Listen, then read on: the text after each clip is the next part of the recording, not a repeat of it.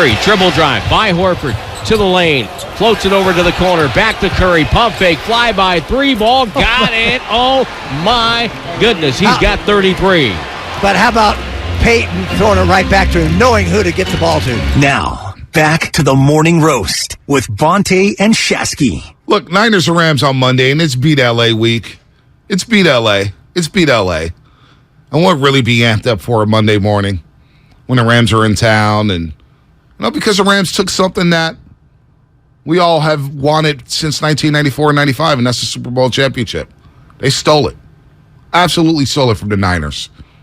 20-17 in the NFC championship game, but with the Warriors being back today, we figure we celebrate them being back on the floor. That highlight right there, Jim Barnett, Tim Roy, Boston, parquet floor, Friday night, game 4, Warriors down 2-1, a gotta-have-it game. Don't want to come back home down 3-1. You would have had to win 3 straight against the Celtics. And Steph Curry saved, just an unbelievable performance. And it started with the roar at the end of the first quarter, looking at the Boston crowd saying, I'm here, I'm him, I'm 30, and I'm still in this championship away from you guys. Unbelievable performance in Game 4. Got to relive that. It's one of the greatest games in Bears sports history, and I think that we can't talk enough about it. And I know that sometimes these games get kind of jumbled up in a series, whether it's baseball or basketball, and we forget about them over time. Mm-hmm. I think Game 4 is one of the greatest individual games in the history of the NBA, but specifically for Bay Area sports fans in general. That game was just magical. Up there with Jerry Rice, Super Bowl 23. Yeah, the 200 yards. Joe Montana, Super Bowl 24 against the Broncos. Mm-hmm, mm-hmm. Steve Young throwing 6 touchdown passes in the Super Bowl against the Chargers. Absolutely. Buster Posey, Bumgarner, Game 7 against the Royals. Bumgarner, Game 7. That's the Lincecum game. That's actually probably the closest thing. You get 6 combined outs from your starters in Game 6 and Game 7, and Bumgarner comes out the pen and finds a way to win that game. Yeah, that's about as close as you can come. But Bumgarner's, because of baseball and because he did it so many times in that short span, pitching is very unique, and I don't want to dismiss him. But what Steph Curry did, Bonte, because that was a legacy game for him. Like his entire legacy, everything that they've built, it felt like the narratives surrounding him were going to change one way or the other. Like Bumgarner was already kind of like, he's a great player. I don't think we look at him in a negative light if he loses that game. Obviously, he's elevated to Paul Bunyan status. But think of what the narrative would be like if Curry and the Warriors lost that series to the Celtics. Can't get it done by himself. Needed Kevin Durant. Can't lead a team to a championship. By himself. Can you believe that that's what we've been hearing? Remember when I did that hit in Boston, and I want to go back to that day. Everybody said, Steph needs Hall of Famers, blah, blah, blah. And I'm just like, did Larry Bird need Hall of Famers? Did Magic Johnson need Hall of Famers? So the talking points going into that game, the pressure, you could feel it. But I feel like that morning, remember we had Chris Mullen on that day. And Mullen came on and said, what up, Roasters? What up, Bonte and Shasky? What's good? And he set the tone for the day. And when we walked out of there, you and I walked all around Boston. We ate lobster tails, we had crab, hey, you guys are losing Game 4. Dude, you guys are losing Game 4. We told every Celtic fan, you're losing tonight.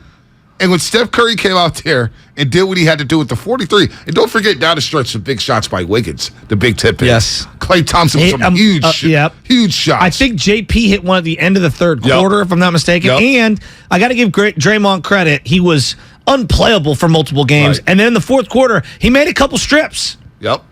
And he was big. Looney with a couple big offensive rebounds. Looney was so good. So my question I guess, as we relive Game 4. God, it feels like forever ago. Feels like forever. And they were showing it on NBA TV the other day, and I was like, wow, what a series that was. Because Game 5 was sick.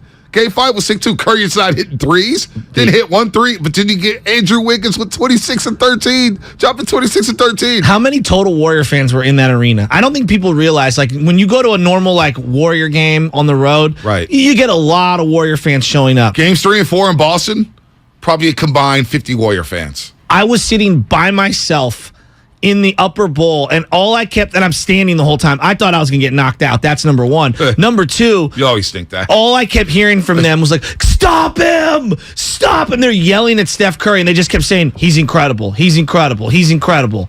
And he was so good. Dude, 43 he points. Was so sick. 14 to 26, 7 to 14 from the 3-point line, 8 to 9 from the free throw line. 10 rebounds. 10 rebounds. We forgot about that one. 4 assists for Steph Curry, and a got to have it game 4 against the Boston Celtics. And I just saw Dave Johnson on YouTube say, Bum's Game 7 is the greatest game in Bay Area playoff history. Wow. I would love to open that up. Wow. 888-957-9570. Wow. Is Steph Curry's Game 4 performance the most iconic in Bay Area sports history? It's got to be on the Mount Rushmore, right?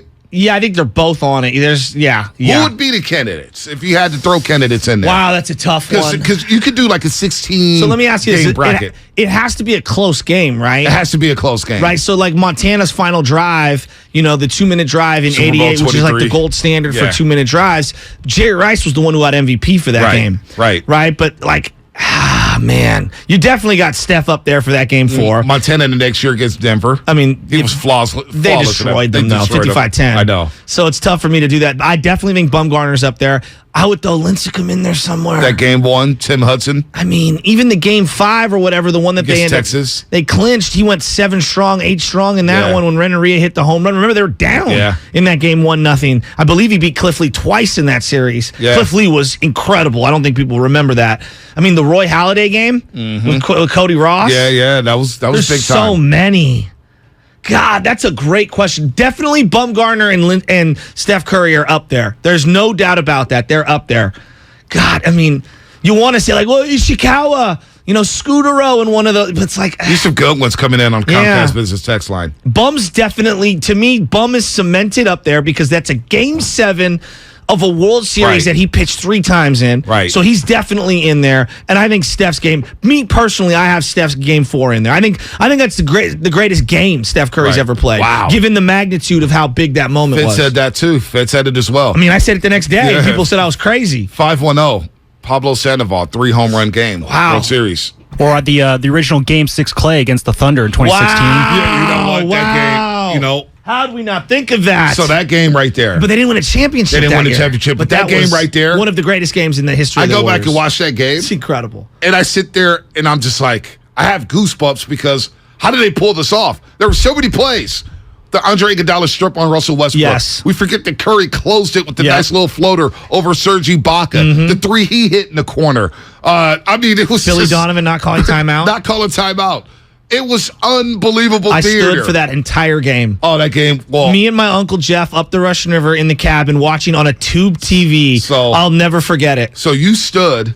I laid down on the couch. What do you love, Neil, doing Jolo and Dibs? So to calm my nerves, because I remember that day. It's good knowledge. No, that day, it was a Saturday afternoon, Saturday game, 5 o'clock, TNT, of course. And I drove around the city and I told my boy Fred Office, my guy Igor, come to the house. It's me and you watching. He's the biggest Warrior fan I've known on this planet. Die hard since the early 90s. And I was just like, just come watch this game with me. So he brings his 7-foot bong with him to the house. I got me a little something. I'm just laying on the couch and I was like, Cookies. we're just going to sit here and watch. And we're going to just be ourselves, lay down on the recliner, and just watch. Okay. We thought we were watching a funeral, but we were just going to watch. And at halftime of that game, we looked at each other and say, how are the Warriors only down 5? We're still in this game. We're still in this game. We're still in this game. And the laying down continued until the end of the game where we both looked at each other and we pumped our fists in the air and said, we'll see you Monday night at Oracle, Memorial Day. So if we were going to put out this... Wow, this is a good one. Real quick, Game 7, Sharks Knights, down 3 on the It's third. incredible. I was at that hockey game. Yeah. I was there when they scored 4. I was working here with Ryan Yeah. Covey as he was trying to host a show, screaming and yelling at the So TV. That was the Tommy same. Call was being interviewed. Yeah, Remember that? Yeah, Tommy Remember Call was that, being Spadoni? interviewed. Yeah, it was a draft thing. We were doing like a right. NFL draft recap, and Kobe that's was right. on us. So that day, right. that was the same day Dame I wanted Lillard. DK Metcalf. That was the same day Dame Lillard said bye-bye to Oklahoma City and Paul George. Yeah, that was incredible. It was incredible theater. So if we were to set parameters on this, and we're still in a dibs bit when we're doing with the Mount Rushmore thing, but if you were to put 5 or I don't 4 even of have them to up do there, it. Just I would make like it Kaepernick's challenging. Green Bay game to me, Yeah. is one of the greatest individual performances. I just want it one didn't- game. but because it didn't happen in a Super Bowl, I feel like it gets negated by Steve Young's 6 touchdowns or Joe Montana's. So it sounds like the criteria has to be you have to win the championship. It feels like it because it is, and that I don't want to diminish Klay Thompson's Game 6 because it's one of the greatest games in Barry sports history. That's like no doubt about it. I'm not here to take anything away, but I do think we should start with championships. All right, so let's just start. Maybe with I'm wrong. Am I wrong? Let's go. Championship performances. Let's simplify it for our audience. 888-957-9570. So then you throw Steve Young on there.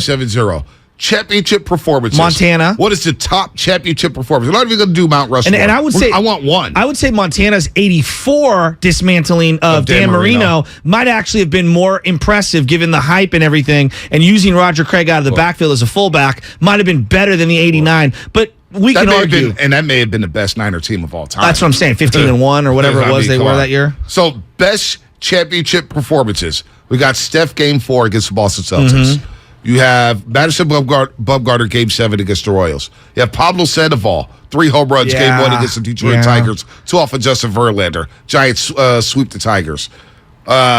Dave Stewart's got to be up there somewhere, right? He won 2 World Series games against the Giants in the same series during the earthquake. Snuffed them. Yeah, Snuffed them. Absolutely got to be on there. Greatest championship performances. Don't forget Wiseman's 20-9 last night. We will not forget about that. Jamie Baker's goal in Game 7 versus the Red Wings. Sharks were the A seed. Now, was that like 1994? Yeah, 95? that was a first or second round? That was first round. Okay.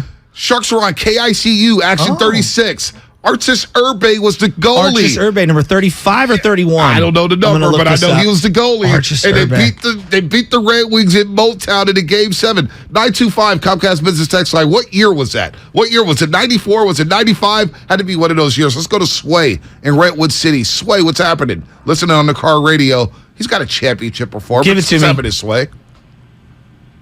Hey, good morning, fellas. I'm caller. I love the show. Thank you. Thank you. Yeah. You guys kind of stole my thunder with the Pablo Sandoval, the 3 home runs, and I also wanted to mention the Baron Davis with the We Believe team when we took out the Mavs. Man, come on now. That was good, but we're talking. Sway, we're going championship performances because there's a slew of performances. Yeah. Championship performances. Pablo, top championship performance for you? Yeah, for sure. I remember that. So I'm gonna tell my grandkids about that. Actually, you know what I mean. I'm gonna remember that forever. Yeah. That was one hell of a game. I think a lot of people will. I think he's right on that one. That Pablo one, tough to put the hierarchy together, but that Pablo 3 home runs off Verlander at the height of his powers. Two off of Verlander. Smacks it around. They smoked the Tigers that day.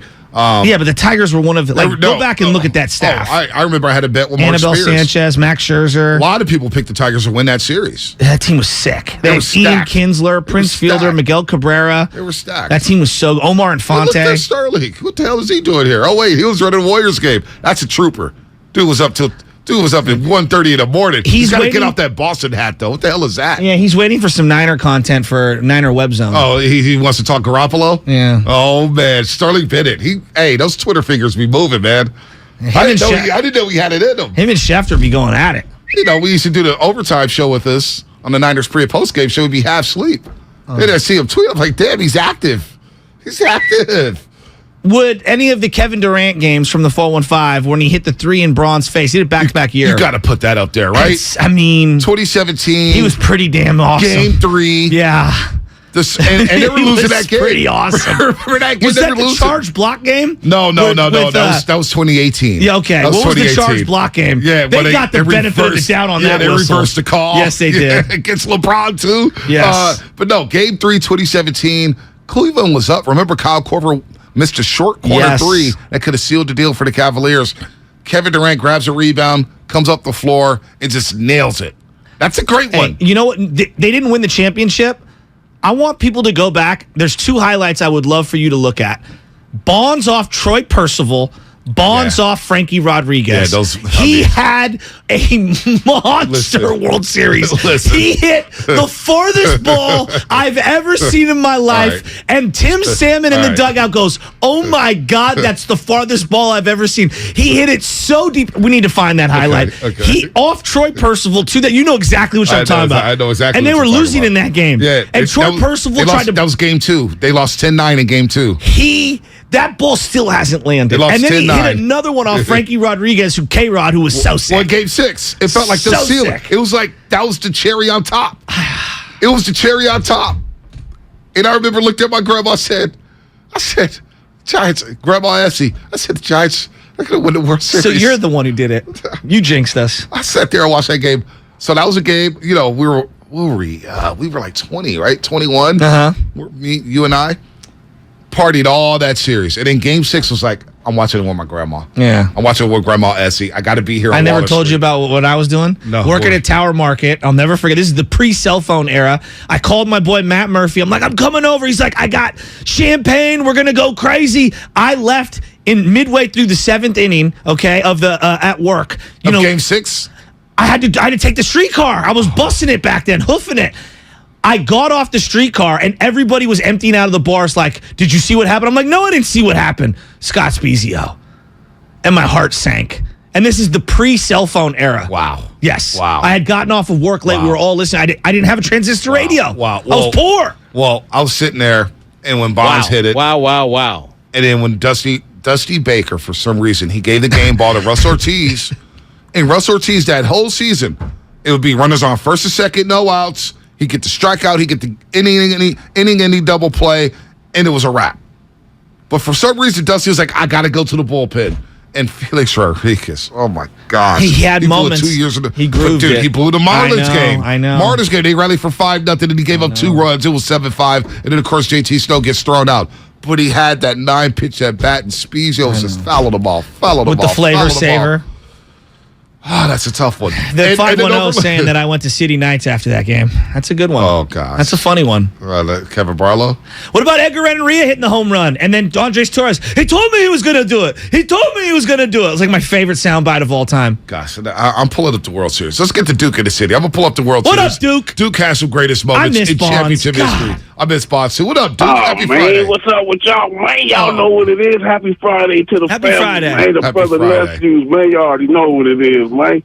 They was y'all talking about great championship revisits. I'm sitting in my office right now. Just like, do have an office. I'm sitting in my office, and I'm looking at this picture that my boy Mikey Watson, shout out to the local 10 Longstormers. Nice. My boy Mikey Watson, you know, it's one of them I looked at it, I was like, Mike, where you steal this from? Because it looked like one of them barbershop pictures. You know how the barbershop pictures be? Yeah. It's a picture of 3 49ers. One of them got to be Dwayne Board. I see a 97. I don't think it could be Brian Young because I don't know if Brian Young and Dwayne Board played at the same time, but they are sacking Dan Marino. Oh. That's one of the biggest ones because look at this. Dan had a chance to win the Super Bowl. He didn't get there too many times, but he didn't get there again. He already knew when he got there against us, it was a no-go. Yeah. That's a great call. That's He a had great thrown call. for 5,000 yards that year. 48 touchdown It was passes. one of the greatest passing seasons ever. It was I think Josh Allen is about to have a Dan Marino type 84 season. I tweeted that one Yeah. out because he threw 48 touchdown passes. with the Marks brothers, Yeah. Mark Duper and Mark Clayton, who were so sick. So sick. And that was Don Shula had drafted him the year prior in that famous 83 class.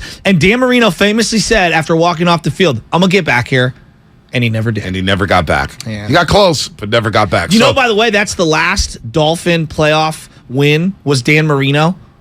Seriously? Yeah. Yeah, they've only They've had some other playoff wins. not since Marino left in 2002. I'm not saying that 84 team. I'm okay. saying Yeah. since Dan 2000. Marino had retired. Apologies. I don't think I articulated it appropriately. They lost the wild card games to Yeah, the with Ravens. Chad Pennington. Yep, Chad Pennington. Yep. No, they haven't done anything. Isn't that kind of crazy? Damn, they didn't win one with Jay Fiedler? Nope. Their last playoff win was Dan Marino. Because they got under center. smoked by the Raiders and in the Jimmy second Johnson's final game with Dan Marino, they lost like 48-7 or something. 52-7 to Jacksonville. There you go. I think the last time they were in the playoffs was a couple years ago. Matt Moore had to play because Moore? Tannehill got hurt or something, and he got lit up against the Steelers. Oh, yeah, that's right. And they actually were in the game. So I've just looked up these numbers here. For Bonds, World Series, 7 games, 2002. 17 at-bats. By the way, before you say that, he couldn't perform in the playoffs was the narrative at that time. Well, so Give it his to me. batting average, Yeah, give it to 7 me. games, Yeah. 471. He batted 471. How many walks? 13 walks, 13 walks in 7 games. 6 RBIs, 4 home runs, Oh, my God. 8 hits and 17 official at-bats, 471 batting average, on-base percentage 700.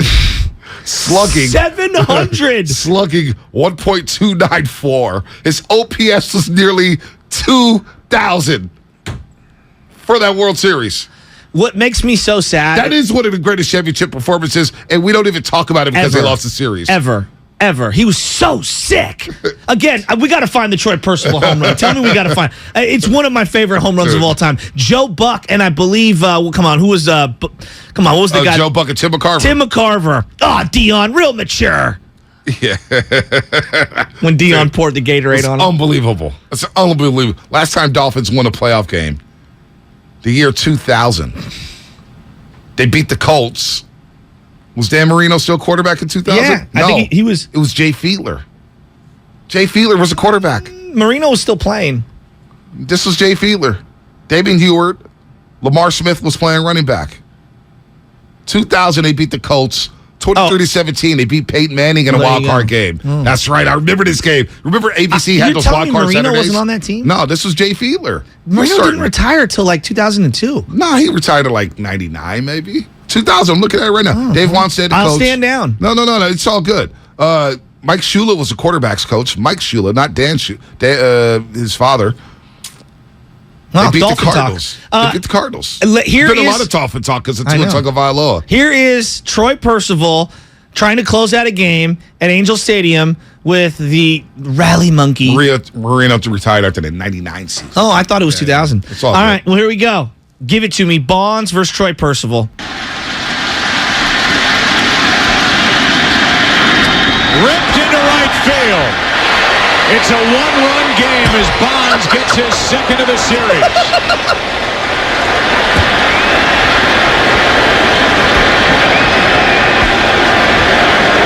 You could see Salmon saying in the dugout, that's the furthest ball I've ever seen hit. See? I thought it was Tim Salmon. Someone said it was Troy Gloss who said it. I thought it was Tim Salmon. Yeah, it was Tim Salmon said. That's the farthest ball I've ever. And by the way, Joe Buck called that before it even left the field. Yeah, it was the ball. I still don't know where it landed. Well, it was so foggy. Yeah, I don't know where it landed. It was unbelievable. Again, Barry Bonds batted .471 in that World Series. I think JT Snow also batted over 400 in that series, but I could be wrong. Clearly, my Dan Marino numbers aren't accurate. No, you're 1 year off. That's all. Because I knew Jay Fiedler. Because I knew in the back of my head, I was like, Jay Fiedler won a game. And it was that crazy Colts game because Vanderjagt was blowing field goals. Oh, liquored up kicker. Yeah, liquored up kicker. Idiot kicker, liquored up. Liquored up kicker. That is still an all-time line from Peyton. JT Snow, that World Series. Give it to me. His former team, the Angels. Give it to me. 7 games. Give it to me. 11 hits. Wow, he had 11 hits and 27 at-bats. He was awesome. A home run. 4 RBIs. Told you. 407 batting average. Oh, look at me. 1,000 OPS. And I'm back. You're back. I'm back. OPS. Wow, Shinjo batted 167. Oh, dude, if Andres Galarraga doesn't miss that whole year because of the cancer, he's the DH. We win that World Series. Jeff Shinjo. Kent, 276. 3 home runs. Hey, Kent's a bad dude. He was awesome. Barry Bonds batted 471. But he'll walk 13 times. Dude. Greatest. 7 games. It's so believable. Steve in Santa Rosa listening on the radio. Then we'll get back to Duke because he's got some bars for us. Steve Santa Rosa listening on our radio. Greatest championship performances. What's happening? Eric Wright in the Dallas game. And I want to, preface this with, we were in the stands and we all had memories of Dallas and Roger Staubach coming back and beating the Niners against Brody, who, if he had a better coach, would have probably won a couple. Was that the onside kick game when they were up 14 points with less than, or 13 points with less than 5 minutes to go or whatever? They got the onside kick. Yeah, Dick Nolan lets sit on the lead coach, but that's, old news. The big play was, the catch, and we go ahead. And then Dallas comes out on the first play, throws a pass over the middle, and Drew Pearson is gone. Yep. He is headed for the goal line, and Eric Wright comes up and grabs him by the collar, drags him down. Yep. They were already in field goal position at that point. Yep. And me and my buddy looked at each other and just went, no, not again. Not again. Not again. And then the next play we recovered, and the game was over. But that moment, between that play, was like the highest tension for a couple of 49er fans that had already seen Dallas make these miracle comeback wins before to go to the Super Bowl. No And doubt. that play, I mean, he was gone. Bruce Pearson was gone. He was midfield and running, on the first play. And we were like, oh, no, not again. That's a good one. The fumble recovery. And yeah, Eric Wright, horse collar would have been called today. Jim Stuckey with Danny Jim White Stuckey. fumbling? Was Jim that what Stuckey, it was? Dwight Clark's old buddy from Clemson. Yeah. Jim Stuckey. Remember that? He's a character. We've had him on the show. He's a character. Missouri's Eric Wright. Four-time champion. Four-time champ. Let's go to Alex in Livermore. This is a good one. Give it to me, on Alex. the Odyssey app. Yeah. Alex, what's happening? What's up, You're on the Alex? roast. I would love to hear it. What's happening, fellas?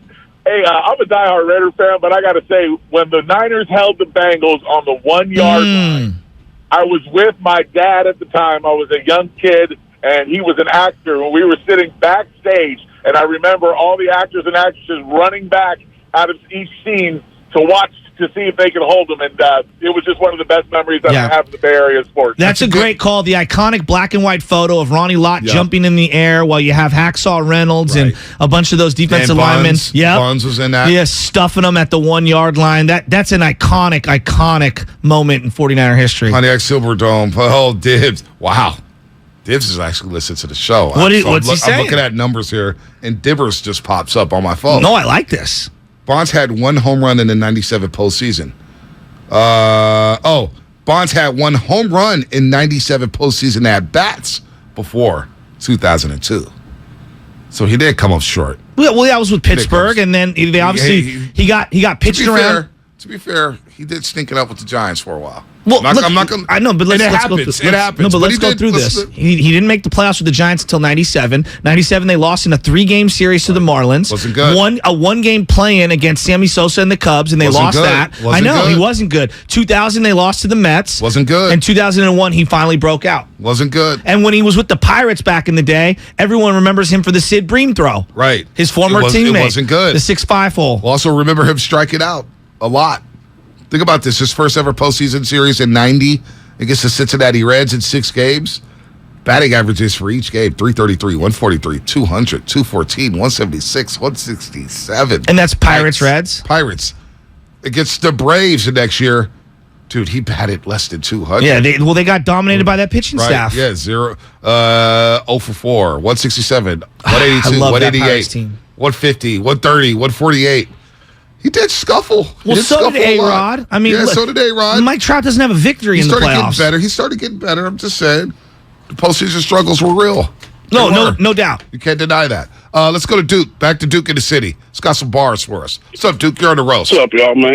Y'all know what it is, man. Good morning, man. Y'all said it's the morning roast, man. This show is sizzling hot, man, because that's what y'all do, man. Y'all got the biggest morning show in the United States, man. That's just real talk, man. We just tell you what it is, man. Y'all homegrown, man. Y'all say it's basketball season. The Warriors back. In case anybody forgot, man, we got the big trophy. Yeah, boy, back in the Bay. Told you once before that the pay don't play from the SCO to the O to San Jose.